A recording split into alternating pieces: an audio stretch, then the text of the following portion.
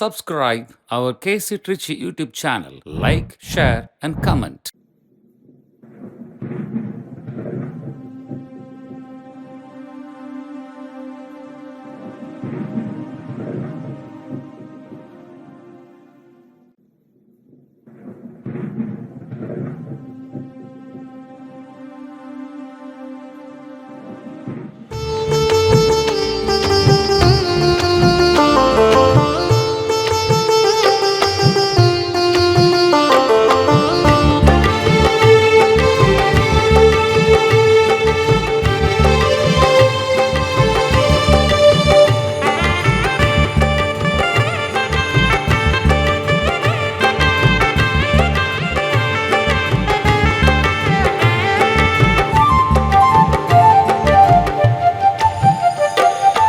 இறைக்குலமே குருகுலமே இணைந்து வாருங்கள், இறைவனின் இல்லத்திற்கு இணைந்து வாருங்கள். இறைக்குலமே குருகுலமே இணைந்து வாருங்கள், இறைவனின் இல்லத்திற்கு விரைந்து வாருங்கள். கல்வாரியின் பலியில் கலந்திட வாருங்கள், கல்வாரியின் பலியில் கலந்திட வாருங்கள். காக்கும் தேவனுக்கு நன்றி கூற வாருங்கள், காக்கும் தேவனுக்கு நன்றி கூற வாருங்கள். வருகவே வருகவே பீடம் நோக்கி வருகவே, போர்க்குளமாய் ஓரினமாய் ஒன்று சேரவே. வருகவே வருகவே பீடம் நோக்கி வருகவே, போர்க்குலமாய் ஓரினமாய் ஒன்று சேரவே. இறைக்குலமே குருகுலமே இணைந்து வாருங்கள், இறைவனின் இல்லத்திற்கு விரைந்து வாருங்கள். தந்தை மகன் தூயாவியாரின் பெயராலே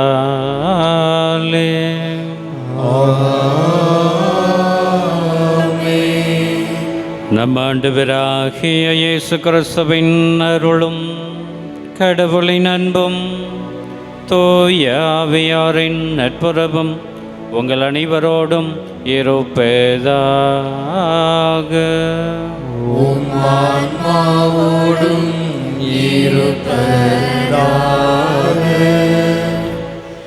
கிறிஸ்து இயேசுவுக்குள் பிரியமான சகோதர சகோதரிகளே, இடைவிடா சகாய தாயினுடைய பரிந்துரை ஜெபத்தை வேண்டி வந்திருக்கக்கூடிய அன்பு பக்தர்களே, மாதா தொலைக்காட்சியினுடைய அன்பு நேயர்களே, போலித்தனத்தையும் பாசாங்குத்தனத்தையும் முழுமையாக அகற்றிவிட்டு எதை நினைக்கிறோமோ அதை பேசக்கூடியவர்களாக, எதை பேசுகிறோமோ அதை செய்யக்கூடிய மனிதர்களாக வாழுகின்ற பொழுதுதான் இயேசு கிறிஸ்துவினுடைய உண்மையுள்ள சீடர்களாக நாம் அனைவரும் இருக்க முடியும். இயேசு அருளக்கூடிய நிலை வாழ்வை நாம் பெற்றுக்கொள்ள முடியும் என்பதனை படிப்பினையாக படிப்பிக்கிறது இன்றைய வாசகங்கள். ஆகவே இந்த தெய்வீகமான திருப்பலியிலே பங்கெடுக்க வந்திருக்கக்கூடிய நாம் அனைவரும் நம்முடைய வாழ்வில் இருக்கக்கூடிய வெளிவேடத்தனத்தையும், நாம் காட்டிக்கொண்டிருக்கக்கூடிய பாசாங்குத்தனத்தையும் போலித்தனத்தையும் முழுமையாக அகற்றிவிட்டு உண்மையுள்ளவர்களாக, நீதியை நிலைநாட்டக்கூடியவர்களாக, கடவுளினுடைய கட்டளைகளை கடைபிடிக்கக்கூடியவர்களாக, இறை அரசை இந்த மண்ணகத்தில் கட்டி எழுப்ப இயேசு கற்றுக் கொடுக்கக்கூடிய விழுமியங்களை கடைபிடிக்க வேண்டும் என்கின்ற உணர்வு மிக்க கிறிஸ்தவர்களாக வாழ இறையருள் வேண்டி இந்த திருப்பலியில் நாம் பக்தியோடு செபிப்போம். அன்புமிக்க சகோதர சகோதரிகளே, தூய மறை நிகழ்வுகளை கொண்டாட தகுதி பெறும் பொருட்டு நம்முடைய பாவங்களை ஏற்றுக்கொள்வோம். எல்லாம் வல்ல இறைவனிடமும் சகோதர சகோதரிகளே, உங்களிடமும் நான் பாவி என்று ஏற்றுக்கொள்கிறேன்.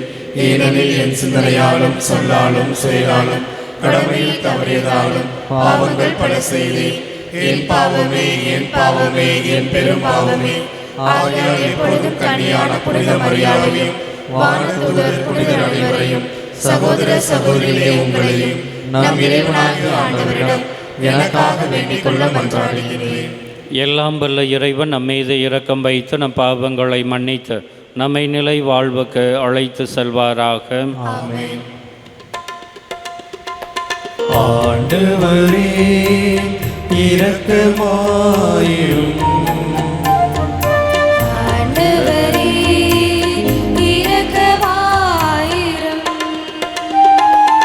கிறிஸ்துவே இரக்கமாயிரும்.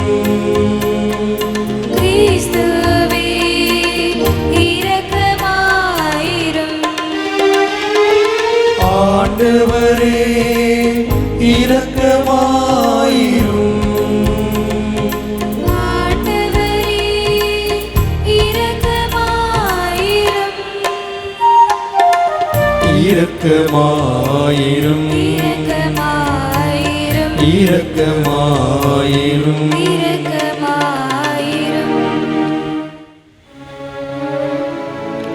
மன்றாடுவோமாக. இறைவாவும் தூயாவியாரால் நிறைவான வாழ்வின் வழியை திருவைக்கு காட்ட புனித தெரேசாவை தோண்டி எழுப்பினீரே. அவருடைய விண்ணக படிப்பினை என்னும் உணவால் நாங்கள் என்றும் வளம் பெற்று உண்மையான புனிதத்தின் மீதுள்ள ஆர்வத்தால் பற்றி எறிய செய்வீராக. உம்மோடு தூயாவியாரின் ஒன்றைப்பில் இறைவனாய் என்றென்றும் வாழ்ந்து ஆட்சி செய்கின்றவர் வழியாக உம்மை மன்றாடுகின்றோம்.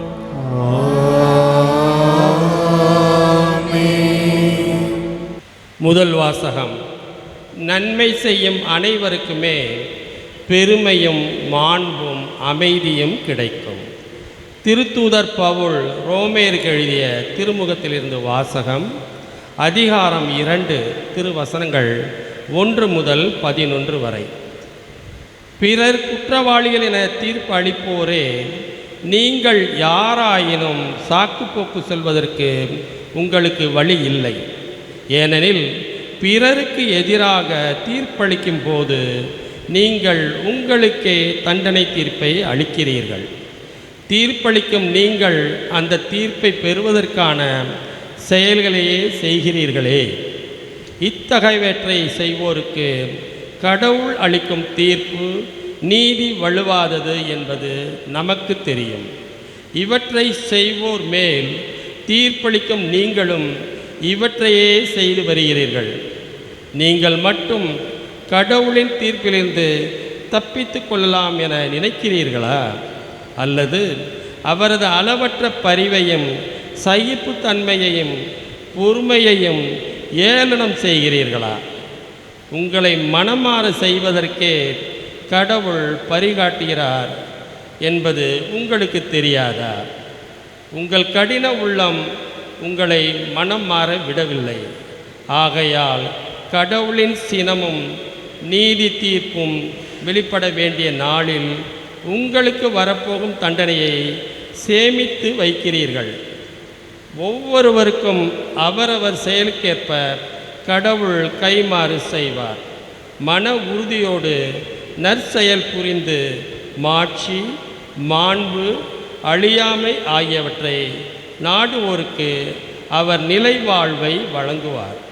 ஆனால் தன்னலம் நாடுபவர்களாய் உண்மைக்கு பணியாமல் அநீதிக்கு பணிபவர்களின் தலைமேல் அவருடைய சினமும் சீற்றமும் வந்து விழும்.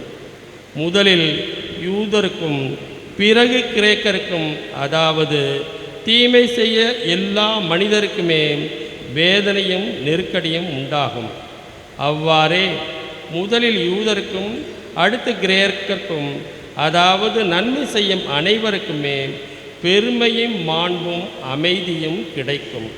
ஏனெனில் கடவுள் ஆள் பார்த்து செயல்படுவது இல்லை. ஆண்டவரின் அருள்வாக்கு. இறைவனுக்கு நன்றி. அனைவரும் சேர்ந்து பாட வேண்டிய பதிலுரை பாடல் திருப்பாடல் 62. மனிதரின் செயல்களுக்கேற்ப கைமாறு நீரே அளிக்கின்றீர்.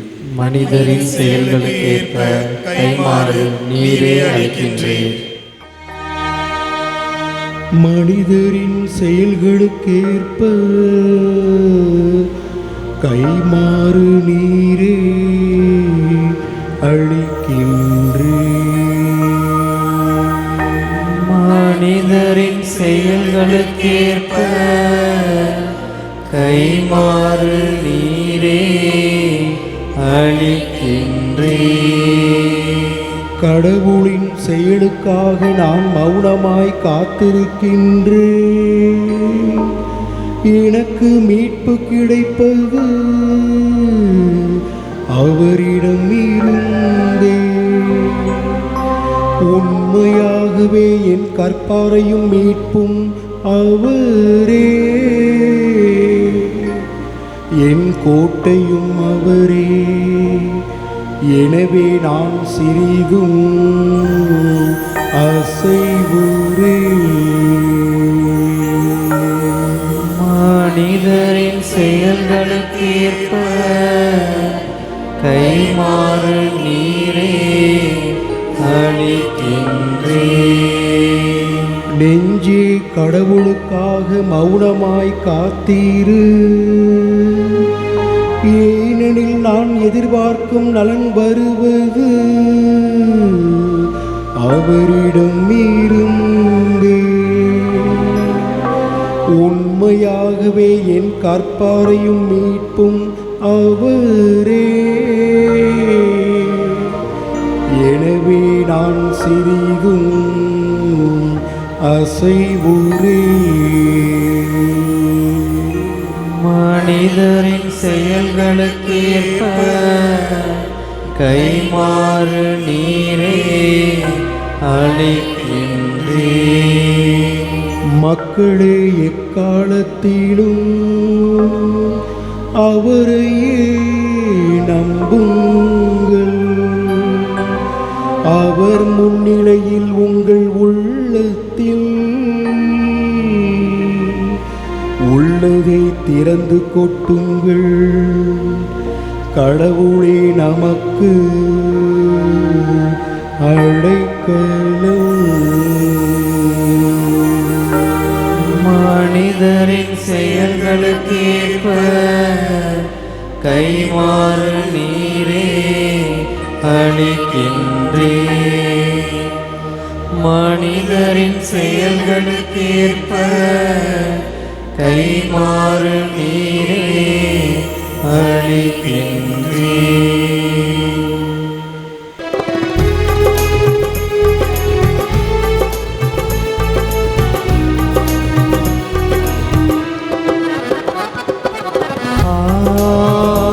Alleluia, Alleluia, Alleluia, Alleluia, Alleluia, Alleluia, Alleluia, Alleluia, Alleluia, Alleluia, Alleluia. என் நாடுகள் எனது குரலுக்கு செவி சாய்க்கின்றன. எனக்கும் அவற்றை தெரியும், அவையும் என்னை பின்தொடர்கின்றன. அல்லேலூயா, அல்லேலூயா, அல்லேலூயா, அல்லேலூயா, அல்லேலூயா. ஆண்டவர் உங்களோடு இருப்பாராக. உம் ஆன்மாவோடும் இருப்பாராக. லூக்கா எழுதிய தூய நற்செய்தியிலிருந்து வாசகம். ஆண்டவரே மாட்சி உமக்கே. லூக்கா எழுதிய தூய நற்செய்தி பிரிவு 11 இறைவசனங்கள் 42 முதல் 46 வரை. அக்காலத்தில் இயேசு கூறியது: ஐயோ பரிசேயரே, உங்களுக்கு கேடு! நீங்கள் புதினா, கறி இலை மற்றும் கீரை செடி வகைகள் எல்லாவற்றிலும் 10 பங்கை காணிக்கையாக படைக்கிறீர்கள். ஆனால் நீதியையும் கடவுளின் அன்பையும் பொருட்படுத்துவதில்லை. இவற்றைத்தான் கடைபிடித்திருக்க வேண்டும், ஆனால் அவற்றையும் விட்டுவிடலாகாது. ஐயோ பரிசேயரே, உங்களுக்கு கேடு! தொழுகை கூடங்களில் முதன்மையான இருக்கைகளையும் சந்தை வழிகளில் மக்கள் வணக்கம் செலுத்துவதையும் விரும்புகிறீர்களே, ஐயோ உங்களுக்கு கேடு. ஏனெனில் நீங்கள் அடையாளம் தெரியாத கல்லறைகள் போல் இருக்கிறீர்கள். மக்களும் கல்லறைகள் என தெரியாமல் அவற்றின் மீது நடந்து போகிறார்கள். திருச்சட்ட அறிஞருள் ஒருவர் அவரை பார்த்து, போதகரே, இவற்றை சொல்லி எங்களை இழிவுபடுத்துகிறீர் என்றார். அதற்கு அவர், ஐயோ திருச்சட்ட அறிஞரே, உங்களுக்கும் கேடு. ஏனென்றால் நீங்கள் தாங்க முடியாத சுமைகளை மக்கள் மேல் சுமத்துகிறீர்கள். நீங்களோ அந்த சுமைகளை ஒரு விரலால் கூட தொடமாட்டீர்கள். ஆண்டவரின் அருள்வாக்கு. கிறிஸ்துவே உமக்கு புகழ். கிறிஸ்து இயேசுவுக்குள் பிரியமான சகோதர சகோதரிகளே, நாம் வாழக்கூடிய இந்த உலகம் விளம்பர உலகமாக இருக்கிறது. விளம்பர உலகத்திலே வாழ்ந்து கொண்டிருக்கக்கூடிய நாம் அனைவருமே எல்லாவற்றுக்குமே விளம்பரத்தை நாடுவதால் நம்முடைய வாழ்க்கை ஒரு வேடிக்கை பொருளாக மாறிவிட்டது என்று சொன்னால் அது ஐயமில்லை. ஏனென்றால் அன்புக்குரியவர்களே, அடுத்தவர் புகழ வேண்டும், அடுத்தவர் என்னை பாராட்ட வேண்டும் என்பதற்காக நல்லவர்கள் போல் நாம் நடிக்க துவங்கிவிட்டோம். உண்மையான மனப்பான்மையோடு வாழுவதை நாம் விட்டுவிட்டோம். அதனால்தான் அன்புக்குரியவர்களே, ஆண்டவர் இயேசு இன்றைய வாசகங்களின் வழியாக நமக்கு என்ன அழைப்பினை கொடுக்கிறார் என்றால், நீங்கள் விளம்பர உலகில் இருக்கலாம், ஆனால் நீங்கள் ஒருபோதும் நடிக்கக்கூடாது. உண்மையுள்ளவர்களாக இருக்க வேண்டும். போலித்தனத்தையும் பாசாங்குத்தனத்தையும் முழுமையாக அகற்றிவிட்ட கிறிஸ்தவர்களாக வாழுங்கள் என்கின்ற அழைப்பு நமக்கு கொடுக்கப்படுகிறது. இந்த உலகம் எப்படிப்பட்டதாக இருக்கிறது என்பதனை அறிந்து கொள்வதற்கு இந்த உலகத்தில் நடந்த ஒரு உண்மையான நிகழ்வினை இந்த வேளையிலே நினைவூட்ட விரும்புகிறேன். பிரியமானவர்களே, 1982 வருடம் அப்போதைய அமெரிக்காவினுடைய அதிபராக இருந்த ரொனால்ட் ரீகன் உலக மக்களுக்கு ஒரு அறிவிப்பு கொடுக்கிறார். என்ன அறிவிப்பு என்றால், அமெரிக்கா ஒரு மாறுவேட போட்டி ஒன்றை நடத்தப் போகிறது. அந்த மாறுவேட போட்டியிலே உலகத்தில் இருக்கக்கூடிய எந்த நாட்டிலிருந்தும் கலைஞர்கள் வந்து பங்கு கொள்ளலாம். என்ன நிபந்தனை என்றால், இந்த மாறுவேட போட்டியில் பங்கெடுக்கக்கூடியவர்கள் அமெரிக்க அதிபர் ரொனால்ட் ரீகனை போல வேடமணிய வேண்டும் என்பதுதான். நாள் குறிக்கப்படுகிறது. அந்த நாளிலே உலகத்தில் இருக்கக்கூடிய பல்வேறு நாடுகளிலிருந்து கலைஞர்கள் வருகிறார்கள். எல்லாருமே அதிபர் ரொனால்ட் ரீகனை போல வேடம் அணிந்து கொண்டு மேடையிலே தோன்றுகிறார்கள். இதை பார்த்து கொண்டிருந்த ரொனால்ட் ரீகனுக்கு ஒரு ஆசை, நானும் போய் பங்கெடுத்தா நல்லா தானே இருக்கும், எனக்கு எத்தனாவது பரிசு கொடுக்குறாங்க அப்படின்னு பார்ப்போமே அப்படின்னு சொல்லி உண்மையான அதிபராக இருக்கக்கூடிய ரொனால்ட் ரீகன் இந்த மாறுவேட போட்டியிலே பங்கெடுக்கிறார். நாட்டின் பல்வேறு பகுதிகளிலும் இருந்து வந்து பங்கெடுக்கிறார்கள். ரொனால்ட் ரீகனே அந்த போட்டியிலே பங்கெடுக்கிறார். முடிவு அறிவிக்கப்படுகிறது. அமெரிக்க அதிபர் ரொனால்ட் ரீகனுக்கு 2வது இடம். பிரியமானவர்களே, இந்த நிகழ்வு எதை சுட்டி காட்டுகிறது என்றால், உண்மையான அந்த நபருக்கு, உண்மையான அந்த அதிபருக்கு இந்த உலகம் கொடுக்கக்கூடிய பரிசு 2வது பரிசு. அசலை விட போலித்தனம் அதிகமாக இருக்கிறது, அசலை விட போலித்தனம் மிகுந்து இருக்கிறது, அசலை விட போலித்தனம் வென்றிருக்கிறது.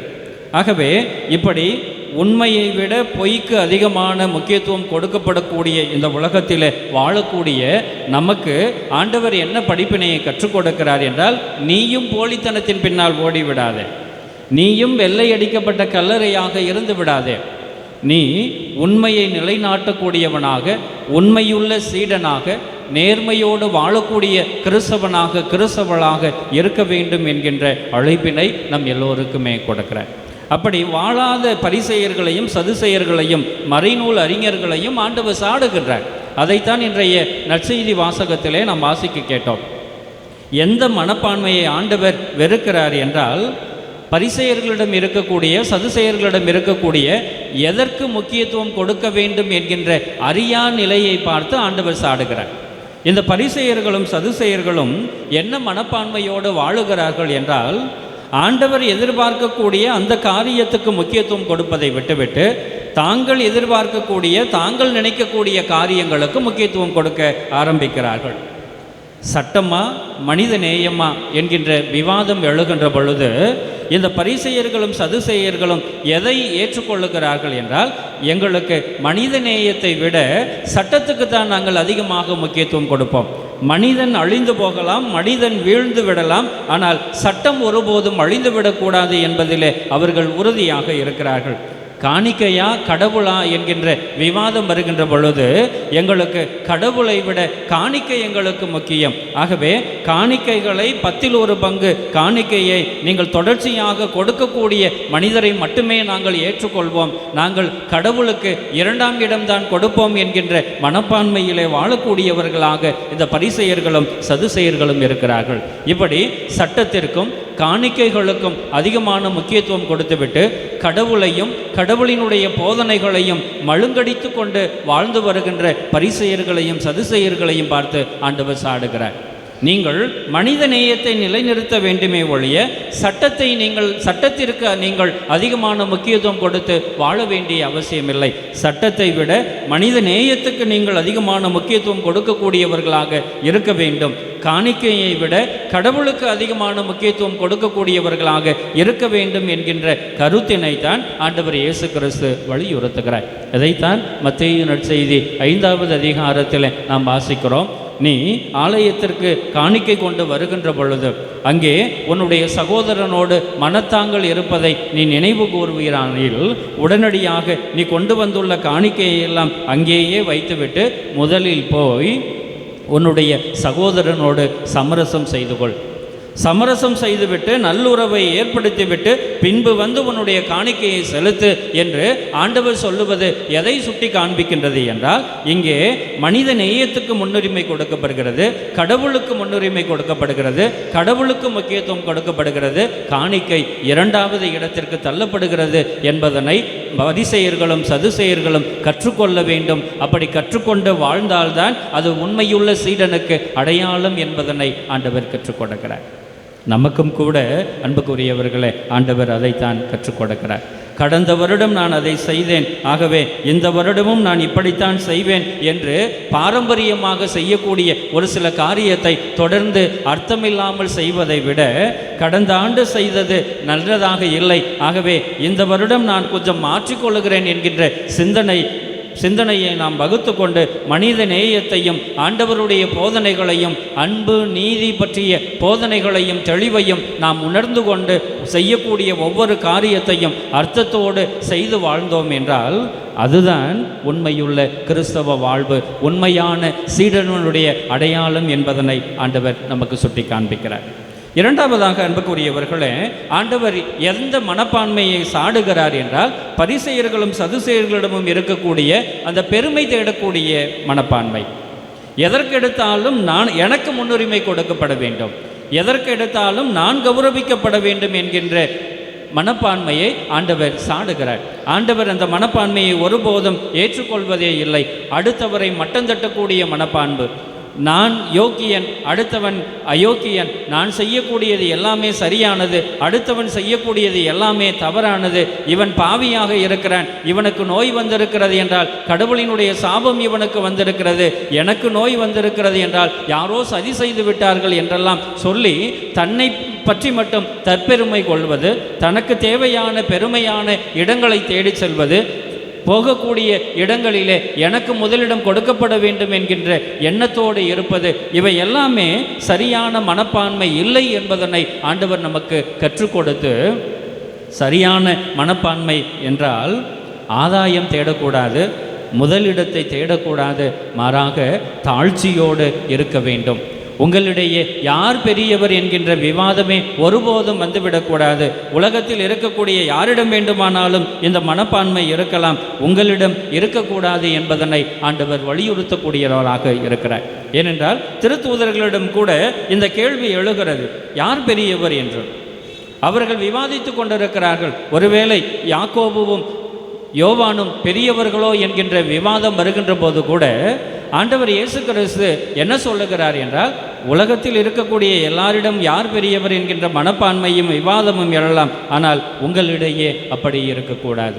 நீங்கள் எல்லோருமே சமமானவர்கள், நீங்கள் எல்லோருமே என்னுடைய சீடர்கள், நீங்கள் எல்லோருமே என்னால் அழைக்கப்பட்டவர்கள். அப்படி என்றால் நான் எல்லாரையுமே சமமாக பார்க்கிறேன். நீங்கள் தற்பெருமை தேடக்கூடியவர்களாக இருந்துவிடக்கூடாது, புகழை தேடி செல்லக்கூடியவர்களாக இருக்கக்கூடாது, புகழ் விரும்பிகளாக நீங்கள் ஒருபோதும் இருந்துவிடக்கூடாது, நீங்கள் பெருமை தேடக்கூடாது. மாறாக உங்களுக்கு கொடுக்கப்பட்டுள்ள கடமையை நீங்கள் கருத்தோடும் கண்ணியத்தோடும் செய்து வாழ வேண்டும் என்கின்ற படிப்பினையை ஆண்டவர் கற்றுக் கொடுக்கிறார்.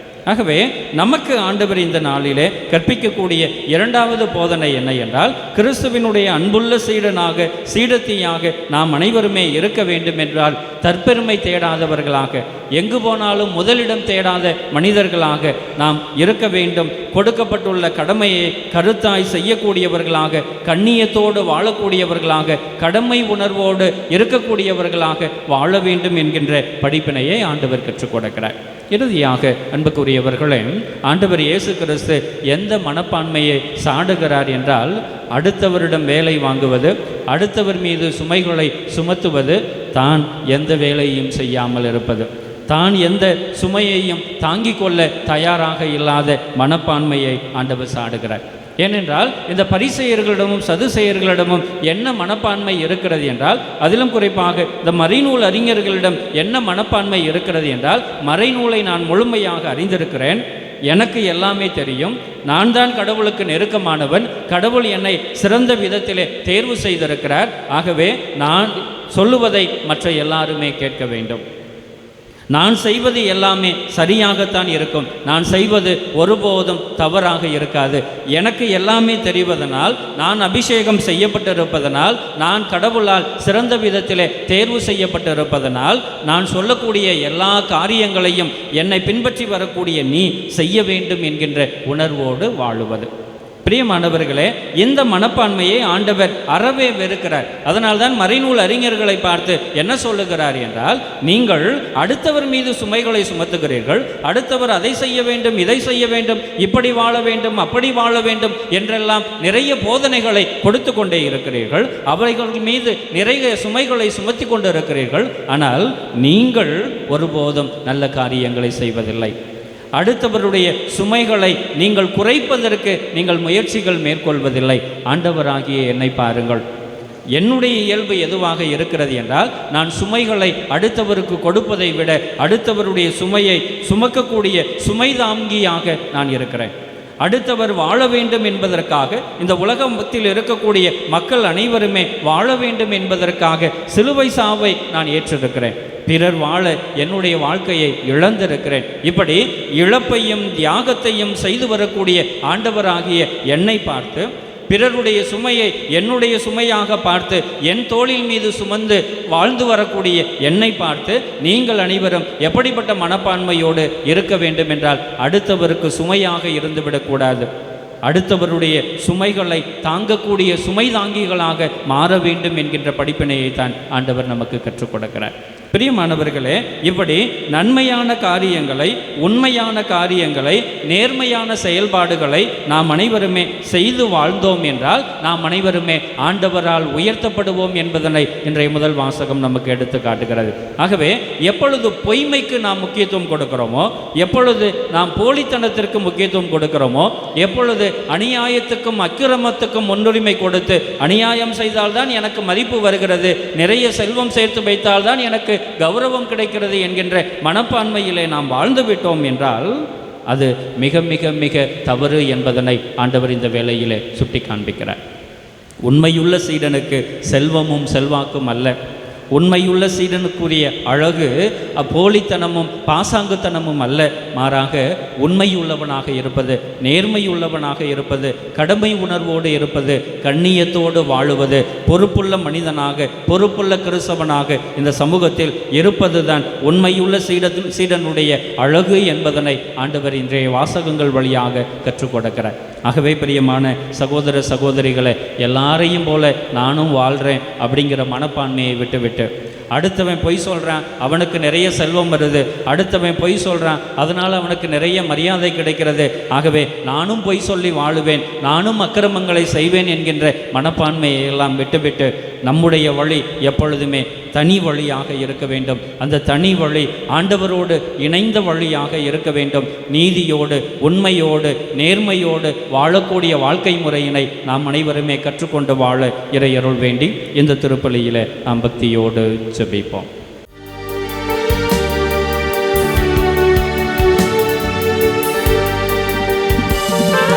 காணிக்கையாக எம்மை தருகின்றோ, உம் கரத்தில் வாழ நாடும் விளைகின்றோ.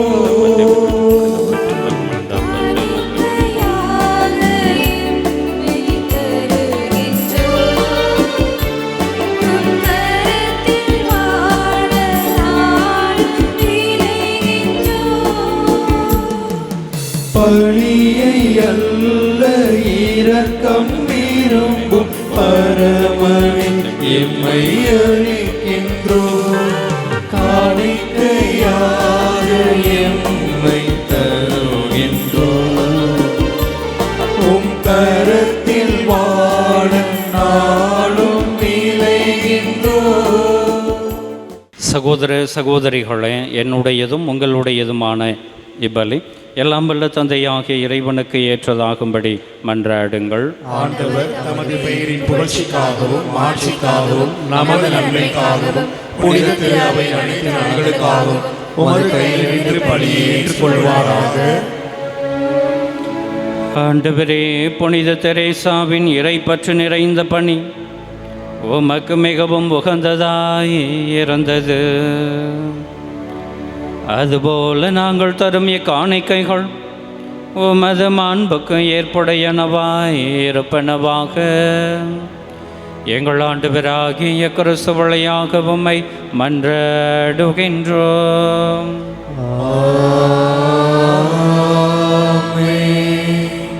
ஆண்டவர் உங்களோடு இருப்பாராக.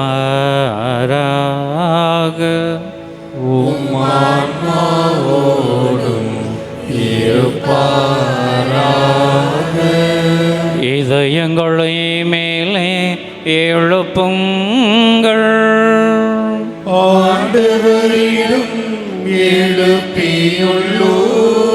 நம் இறைவனாகிய ஆண்டவருக்கு நன்றி கூறுவோம். அது தகுதியும் நீதியும் ஆனதே.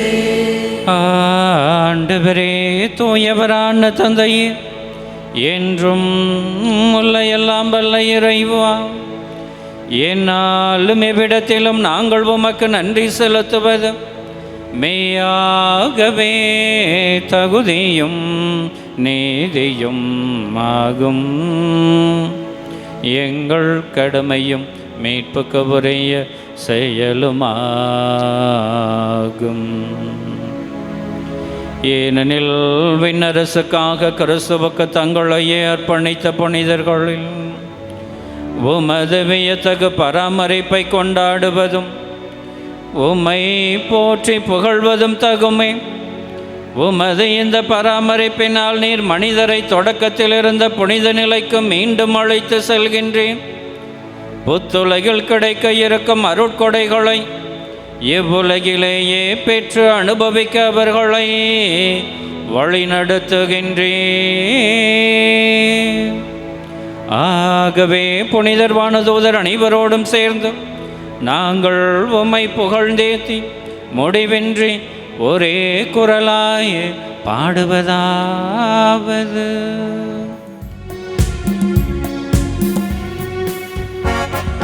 தூயவர் தூயவர் தூயவர் வான்படைகளின் கடவுளாம் ஆண்டவர்.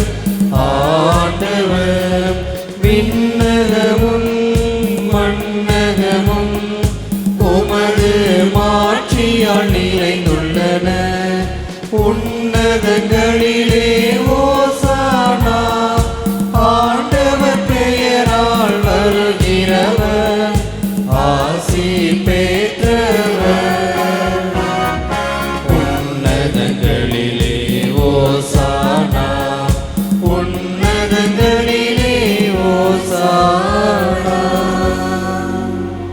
ஆண்டவரே நேர்மையாகவே தூயவர், தூய்மை அனைத்துக்கும் போற்று.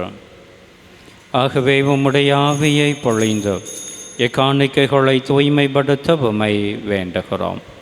இவ்வாறு எங்கள் ஆண்டவர் இயேசு கிறிஸ்துவின் உடலும் இரத்தமுமாக எங்களுக்கு இவை மாறுவனவாக. அவர் பாடுபட உளம் கணிந்து தம்மை கையழைத்த போது அப்பத்தை எடுத்து நன்றி செலுத்தி அதை பிட்டு தம் சீடர்களுக்கு அழைத்து கூறியதாவது: அனைவரும் இதிலிருந்து பெற்று உண்ணுங்கள், ஏனெனில் இது உங்களுக்காக கையளிக்கப்படும் என் உடல்.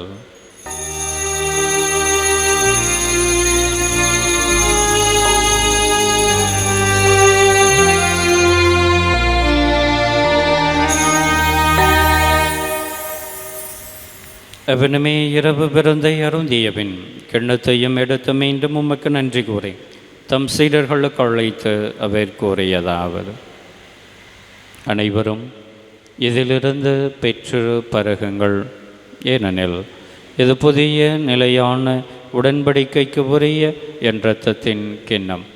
இது பாவ மன்னிப்புக்கென்று உங்களுக்காகவும் பலருக்காகவும் சிந்தப்படும். இதை என் நினைவாக செய்யுங்கள்.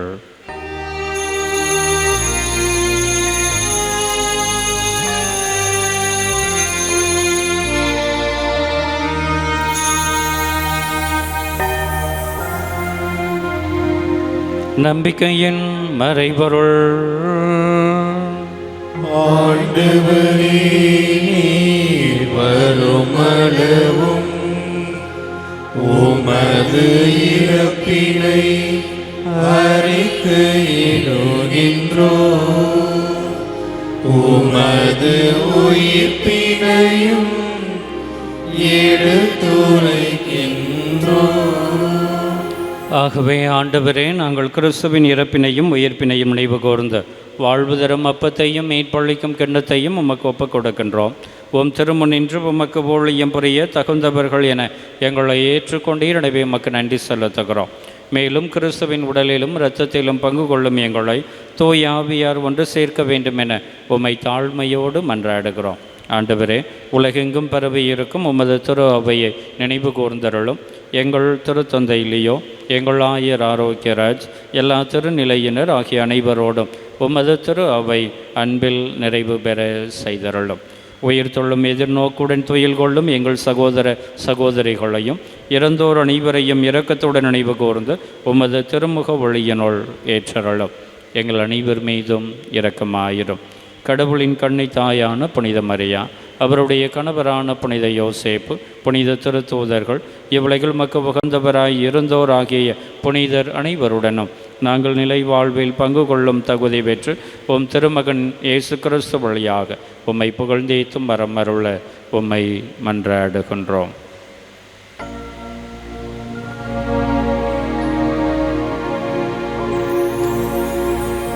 இவர் வழியாக இவரோடு இவரில்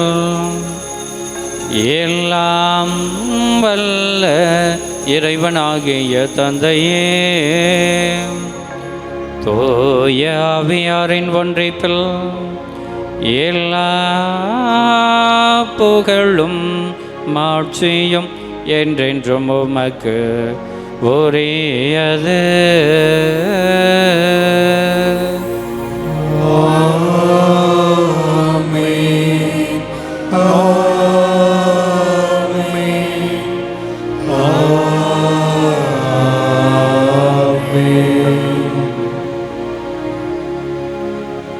மீட்பரின் கட்டளையால் கற்பிக்கப்பட்ட இறை படிப்பினையால் பயிற்சி பெற்றுள்ள நாம் துணிந்து பாடுவோம். விண்ணுலகில் இருக்கின்ற எங்கள் தந்தையே, உமது பெயர் தூயது என போற்ற பெறுக. உமது ஆட்சி வருக.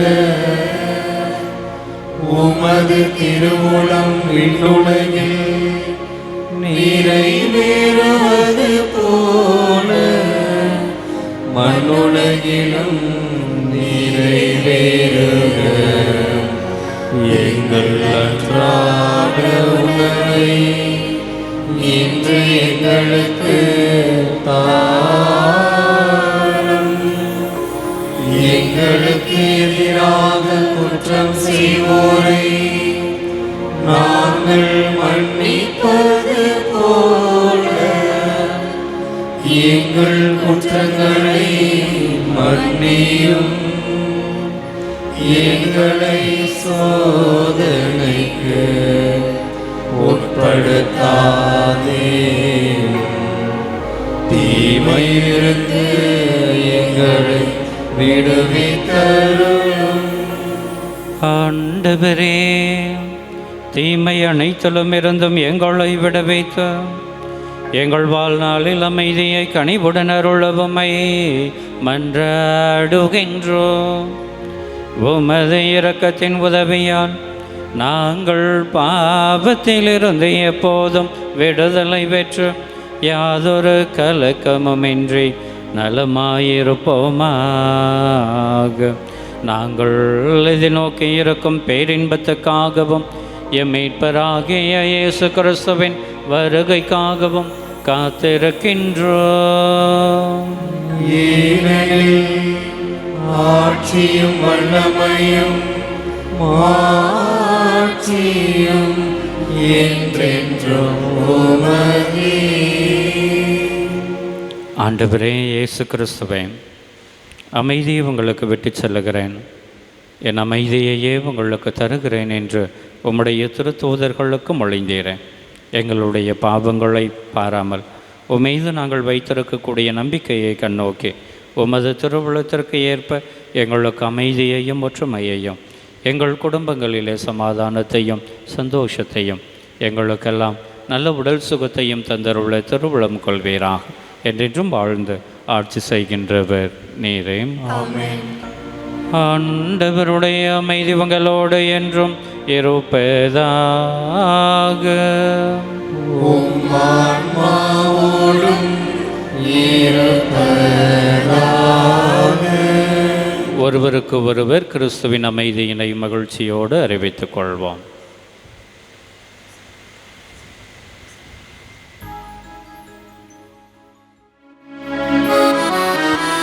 உலகின் பாவம் போக்கும் இறைவனின் செம்மறியே, எம்மேல் இரக்கம் வையும். உலகின் பாவம் போக்கும் இறைவனின் செம்மறியே, எம்மேல் இரக்கமையும். உலகின் பாவம் போக்கும் இறைவனின் செம்மறியே,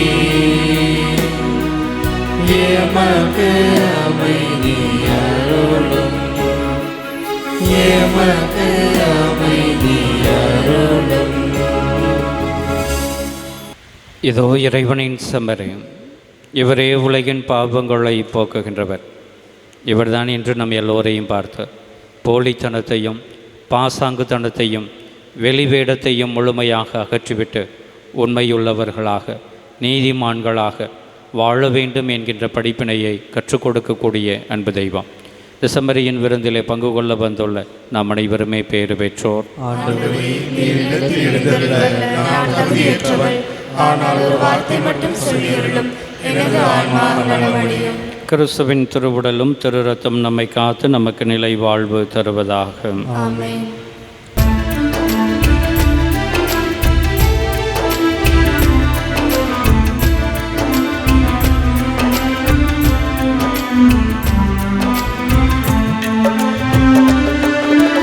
ஒரு போதும் குறையாத பேரன்பு நீ, ஒரு நாளும் மறையாத விடிவெள்ளி நீ. ஒருபோதும் குறையாத பேரன்பு நீ, ஒரு நாளும் மறையாத விடிவெள்ளி நீ. வேறெங்கும் கிடைக்காத அருள் செல்வம் நீ. உலகெங்கும் உயிரூட்டும் உயர் தியாகம் நீ. அன்பையே எண்ணியே நன்றிகள் பாடினேன். உமதன்பையே எண்ணியே நன்றிகள் பாடினேன். வற்றாத பேரன்பே எந்தன் இயேசுவே, நீரூற்றாக எனில் வாரும் எந்தன் தெய்வமே. வற்றாத பேரன்பே எந்தன் இயேசுவே, நீரூற்றாக எனில் வாரும் எந்தன் தெய்வமே. ஒரு போதும் குறையாத பேரன்பு நீ, ஒரு நாளும் மறையாத விழிவெள்ளி.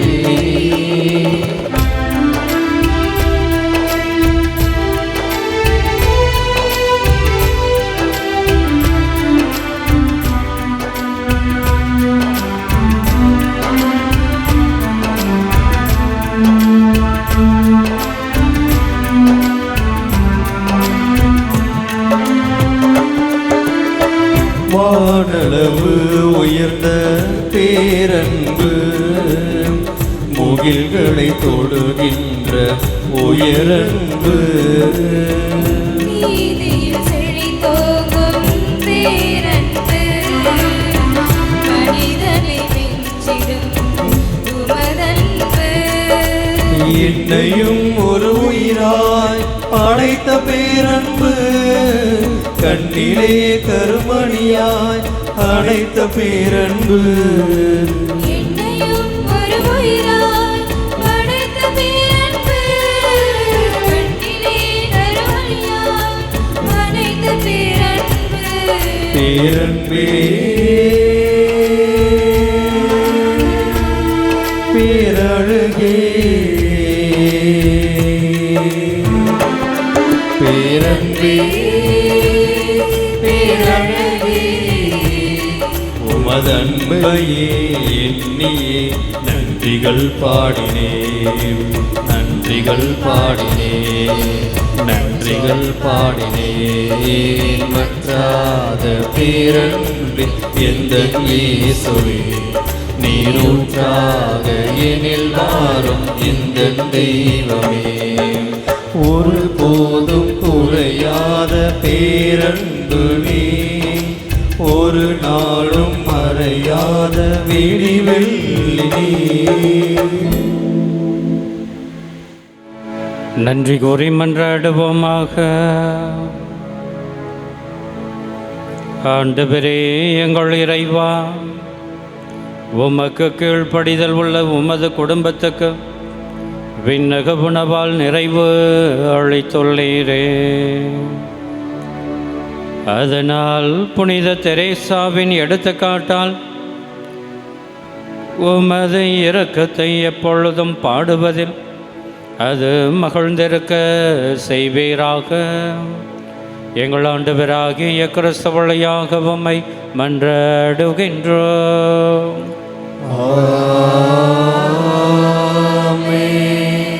ஆண்டவர் உங்களோடு இருப்பாராக.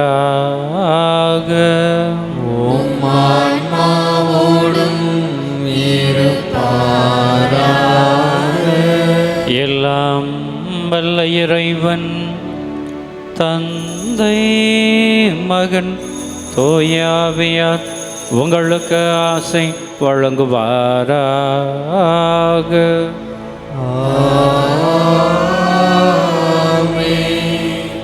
போலித்தனத்தை அகற்றி உண்மையுள்ளவர்களாக எப்பொழுதும் இருக்க சென்று வாருங்கள். திருப்பலி நிறைவேறிற்று.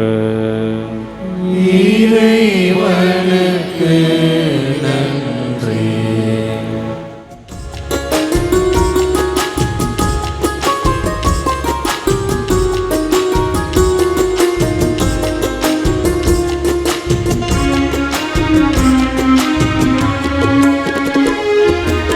எங்கள் காவலாம் சூசை தந்தையின் மங்களங்கள் எங்கும் சொல்லி இங்கு பாடுவோம். எங்கள் காவலாம் சூசை தந்தையின் மங்களங்கள் எங்கும் சொல்லி இங்கு பாடுவோம். செங்கையரிலே தங்க புஷ்பம் தங்க கோலை ஏந்திடும் செங்கையர் கரத்திலே தங்க புஷ்பம் தங்கம் போல ஏந்திடும் எங்கள் காவலாம் சூசை தந்தையின் மங்களங்கள் எங்கும் சொல்லி இங்கு பாடுவோம்.